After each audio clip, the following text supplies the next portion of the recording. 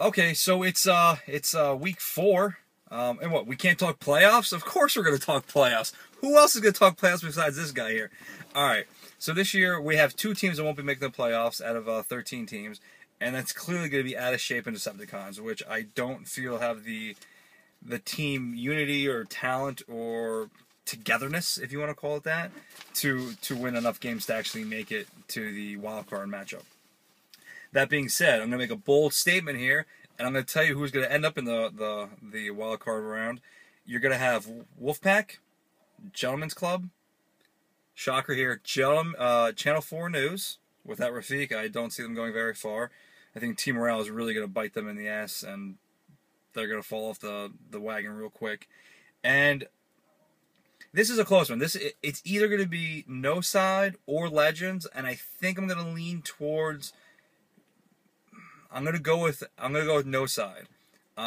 It could either be either one, but it's week 4. Cut me some slack here. I'm just gonna go with those 4 teams making the wild card. Now gets where it gets a little more interesting here. I'm gonna put Legends at rank 7th here. I think they'll just barely get in there by a game.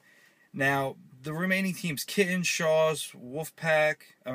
Kitten, Shaws, Wild Pitches, Shaw, SWAT, Invictus, and Hitmen.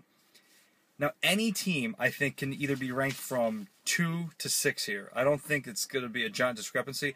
I think it may come down to, it's going to come down to a game or two.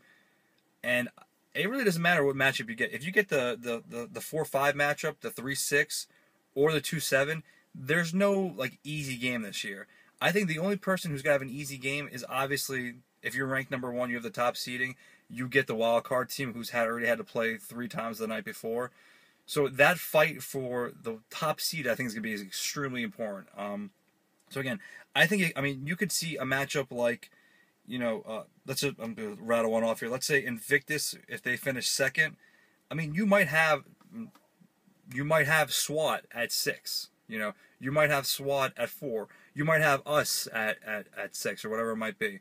So I think the 2-7 matchup, the 3-6, and the 4-5, it literally could be anybody. And I think that's what's going to make it really cool this year, that you're going to see a real nail biter towards the end.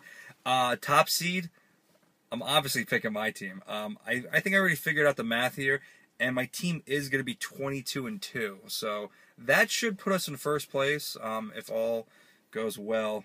And I think I've looked at all the games, and I've already figured out that we're going to be 22-2, which should be good enough for first place.